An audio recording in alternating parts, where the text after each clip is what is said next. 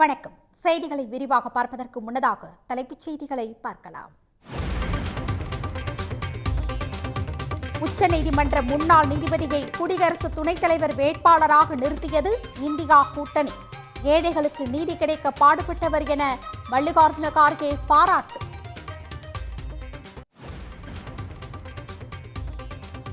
மூன்று நாட்களாக விடாது கொட்டும் கனமழையால் வெள்ளத்தில் மிதக்கும் மும்பை. போக்குவரத்து பாதிக்கப்பட்டதால் பொதுமக்கள் கடும் அவதி.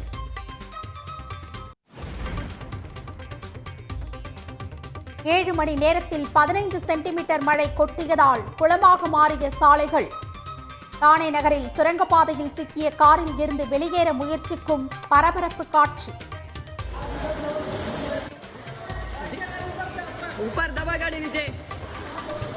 दबा नीचे खड़ा रे दबा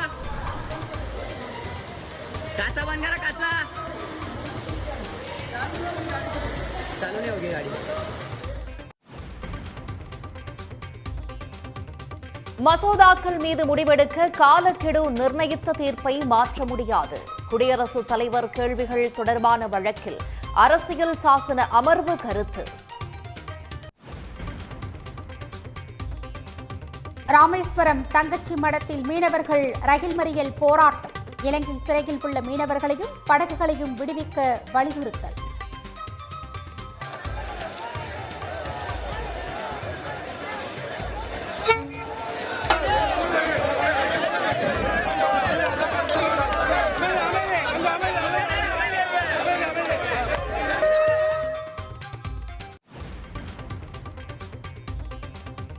முன்னாள் படை வீரர்களை தொழில் முனைவோராக்கும் முதல்வரின் காக்கும் கரங்கள் திட்டம் தொடக்கம்.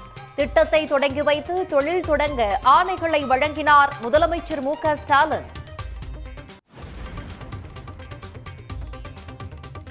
சொந்த தொகுதியில் எடப்பாடி பழனிசாமி தோற்கடிக்கப்படுவார் என்று முத்தரசன் விமர்சித்த விவகாரம். முத்தரசன் அப்பாவே வந்தாலும் தன்னை தோற்கடிக்க முடியாது என்று எடப்பாடி பழனிசாமி பதிலடி. பிரச்சனையை எழுப்பவே பரப்புரையின் போது ஆம்புலன்ஸ் வந்ததாக எடப்பாடி பழனிசாமி கூறியதற்கு ஓட்டுநர் மறுப்பு. மருத்துவ பணியாளர்களுக்கு மிரட்டல் விடுக்கும் தொனியில் எடப்பாடி பேசியதாக அமைச்சர் மா. சுப்பிரமணியன் கண்டனம். 16 குற்றச்சாட்டுகள் தொடர்பாக விளக்கமளிக்க அன்புமணிக்கு ஆகஸ்ட் 31 வரை கெடு. தைலாபுரத்தில் நடைபெற்ற ஒழுங்கு நடவடிக்கை குழு ஆலோசனைக்கு பிறகு அறிவிப்பு.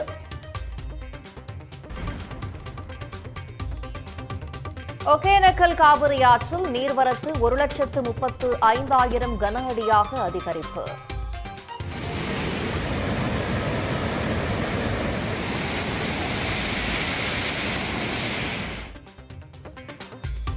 மேட்டூர் அணைக்கு நீர்வரத்து 1,01,227 கன அடியாக உயர்வு. நாகை அருகே பனங்குடி கிராமத்தில் சிபிசிஎல் விரிவாக்கத்திற்கு எதிர்ப்பு. நிலம் வழங்கிய விவசாயிகளுக்கு உரிய இழப்பீடு வழங்க கோரி முற்றுகை.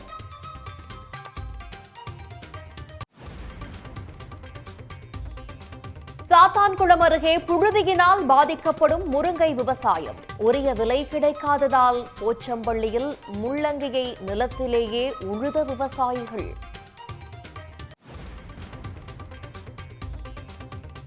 பருத்தி மீதான 11% இறக்குமதி வரியை ரத்து செய்தது இந்தியா. ஜவுளி உற்பத்தியாளர்களின் கோரிக்கையை ஏற்று நடவடிக்கை.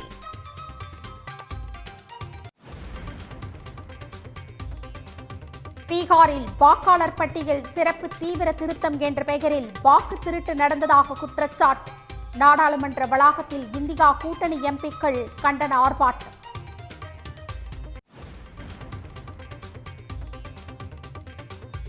இந்திய ஊழியர்களை பணிநீக்கம் செய்யும் ஆரக்கிள் நிறுவனம் டிரம்புடன் பேச்சுவார்த்தை நடத்தியதை தொடர்ந்து நடவடிக்கை. ஆசிய கோப்பை T20 தொடரில் சூரியகுமார் தலைமையில் களமிறங்கும் இந்திய அணி அறிவிப்பு. சுப்மன் கில், ஹர்திக் பாண்டியா, அர்ஷ்தீப், வருண் சக்கரவர்த்தி உள்ளிட்டோருக்கு அணியில் இடம். இந்தியா கூட்டணி கட்சிகளின் சார்பில் குடியரசு துணைத் தலைவர் வேட்பாளராக முன்னாள் உச்சநீதிமன்ற நீதிபதி சுதர்ஷன் ரெட்டி அறிவிக்கப்பட்டுள்ளார். பாஜகவின் பிளவுவாத அரசியலை முறியடிக்க எதிர்க்கட்சிகள் ஒன்று திரண்டு உள்ளதாக இந்தியா கூட்டணி தெரிவித்துள்ளது.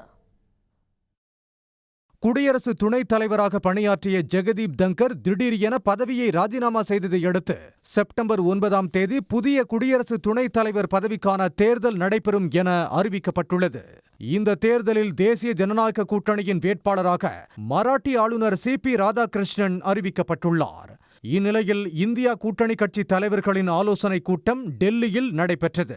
கூட்டத்துக்கு பின் செய்தியாளர்களிடம் பேசிய காங்கிரஸ் தலைவர் மல்லிகார்ஜுன கார்கே, குடியரசு துணைத் தலைவர் தேர்தல் இரு சித்தாந்தங்களுக்கு இடையிலான போராட்டம் என்றும், எனவே அனைத்து எதிர்க்கட்சிகளும் ஒன்றிணைந்து சுதர்ஷன் ரெட்டியை வேட்பாளராக தேர்வு செய்துள்ளதாகவும் தெரிவித்தார். It is not just a battle, it is an ideological battle, and all the opposition party agreed on this. That's why we are contesting unitedly. The opposition parties have nominated Sri Sudarshan Reddy Garu as their joint candidate. India கூட்டணியின் வேட்பாளரான சுதர்ஷன் ரெட்டி வரும் 21ஆம் தேதி வேட்புமனு தாக்கல் செய்வார் என்றும் கார்கே தெரிவித்தார். செய்தியாளர்களிடம் பேசிய திமுக நாடாளுமன்ற குழு தலைவர் கனிமொழி, குடியரசு துணைத் தலைவர் தேர்தல் பாஜகவின் பிளவுவாத இந்துத்துவ அரசியலுக்கு எதிராக எதிர்க்கட்சிகள் ஒருங்கிணைத்துள்ளதாக தெரிவித்தார். இந்த தேர்தல் என்பது எங்களுடைய முதலமைச்சர் அவர்கள் சொல்லி இருப்பது போல ஒரு ஐடியாலஜிக்கல் பேட்டில். அவர்கள் முன்னிறுத்தக்கூடிய பிஜேபி முன்னிறுத்தக்கூடிய பிளவுவாத அரசியலை எதிர்க்கக்கூடிய, ஹிந்துத்துவ அரசியலை எதிர்க்கக்கூடிய ஒரு தேர்தலாக இந்த தேர்தல் அமைந்திருக்கும். அதனால் அத்தனை எதிர்க்கட்சிகளும் இணைந்து ஒரு வேட்பாளரை தேர்ந்தெடுத்து நிறுத்தியிருக்கிறோம். குடியரசு துணைத் தலைவர் தேர்தலில் இந்தியா கூட்டணியின் வேட்பாளராக அறிவிக்கப்பட்டுள்ள ஆந்திராவைச் சேர்ந்த சுதர்ஷன் ரெட்டி உஸ்மானியா பல்கலைக்கழகத்தில் பட்டம் பெற்று 1971ஆம் ஆண்டு வழக்கறிஞராக பதிவு செய்தார். ஆந்திர உயர்நீதிமன்றத்தில் 1988 முதல் 1990 வரை அரசு வழக்கறிஞராக பணியாற்றினார். 1990இல் ஒன்றிய அரசின் கூடுதல் நிலை ஆலோசகராக பணியாற்றிய சுதர்ஷன் ஆந்திர உயர்நீதிமன்ற நீதிபதியாகவும் குவஹாத்தி உயர்நீதிமன்ற தலைமை நீதிபதியாகவும் பணியாற்றியுள்ளார். 2007இல் உச்சநீதிமன்ற நீதிபதியாக நியமிக்கப்பட்ட சுதர்ஷன் ரெட்டி 2011ஆம் ஆண்டு ஓய்வு பெற்றார். மும்பையில் பெய்து வரும் கனமழை காரணமாக விமான, ரயில் மற்றும் சாலை போக்குவரத்து கடுமையாக பாதிக்கப்பட்டுள்ளது. 84 மணி நேரத்தில் 50 சென்டிமீட்டருக்கும் அதிகமாக வெளுத்து வாங்கிய மழையால் 12 பேர் உயிரிழந்தனர். மும்பையில் கடந்த 3 நாட்களாக கனமழை வெளுத்து வாங்கி வருகிறது. கடந்த 84 மணி நேரத்தில் மட்டும் 50 சென்டிமீட்டர் அளவுக்கு மழை பெய்ததால் மும்பையின் முக்கிய சாலைகள் அனைத்தும் மழை நீரில் மூழ்கியுள்ளன. சாலைகளில் தேங்கியுள்ள வெள்ளத்தால் வாகனங்கள் செல்ல முடியாமல் போக்குவரத்து கடுமையாக பாதிக்கப்பட்டுள்ளது.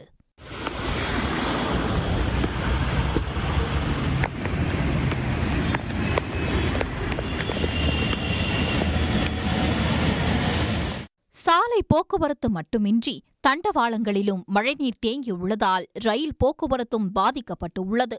மும்பை துறைமுகத்திற்கு செல்லும் ரயில்கள் மற்றும் தானே வரை செல்லும் ரயில்கள் உட்பட பிரதான ரயில்கள் ரத்து செய்யப்பட்டு உள்ளன.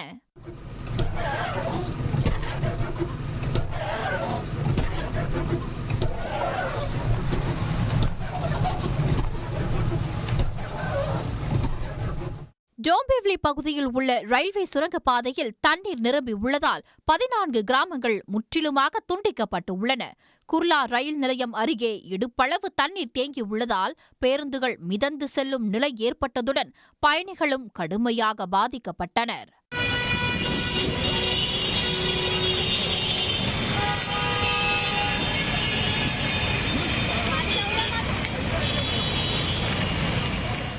இதேபோல தொடர் மழை காரணமாக மும்பையில் விமான சேவையும் கடுமையாக பாதிக்கப்பட்டுள்ளது.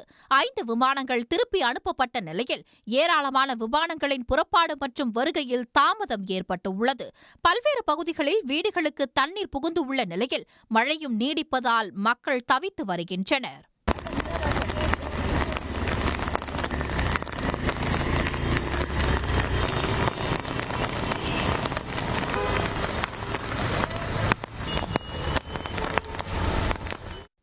சுரங்கப்பாதையில் தேங்கிய மழைநீரில் சிக்கிய காரில் இருந்து அதில் பயணித்தவர்கள் தப்பி செல்ல முயலும் வீடியோ காட்சிகள் நிலைமையின் தீவிரத்தை உணர்த்துவதாக அமைந்துள்ளது.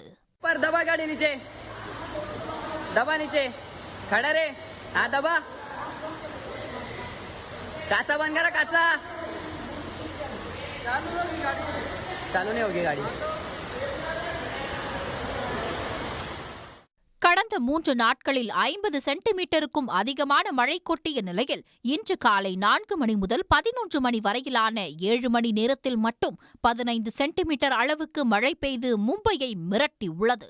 மராட்டியத்தில் 3 நாட்களாக கொட்டும் கனமழையால் 12 பேர் உயிரிழந்ததாக அறிவிக்கப்பட்டுள்ளது. அதிகபட்சமாக நந்தத் பகுதியில் மட்டும் 9 பேர் உயிரிழந்துள்ளனர். அதிகனமழை மேலும் 2 நாட்களுக்கு தொடரும் என அறிவிக்கப்பட்டுள்ளதால் அரசு நிர்வாகம் மீட்பு நடவடிக்கைகளை தீவிரப்படுத்த வேண்டும் என மக்கள் கோரிக்கை விடுத்துள்ளனர். மசோதாக்கள் மீது முடிவெடுக்க உச்சநீதிமன்றம் காலக்கெடு நிர்ணயித்த தீர்ப்பு குறித்து குடியரசுத் தலைவர் எழுப்பிய கேள்விகள் மீது கருத்துதான் கூற முடியுமே தவிர தீர்ப்பை மாற்ற முடியாது என உச்சநீதிமன்ற 5 நீதிபதிகள் அடங்கிய அரசியல் சாசன அமர்வு தெரிவித்துள்ளது. சட்டப்பேரவையில் நிறைவேற்றப்பட்ட மசோதாக்களுக்கு ஆளுநர் திரு RN ரவி ஒப்புதல் அளிக்காமல் காலம் தாழ்த்தியதை எதிர்த்து தமிழ்நாடு அரசு தொடர்ந்த வழக்கை விசாரித்த உச்சநீதிமன்ற நீதிபதிகள் திரு பர்திவாலா, திரு மகாதேவன் ஆகியோர் மசோதாக்களை நிறைவேற்ற ஆளுநர் மற்றும் குடியரசுத் தலைவருக்கு 3 மாதங்கள் காலக்கெடுவை நிர்ணயித்து கடந்த ஏப்ரல் 8ஆம் தேதி வரலாற்று சிறப்புமிக்க தீர்ப்பு வழங்கினர்.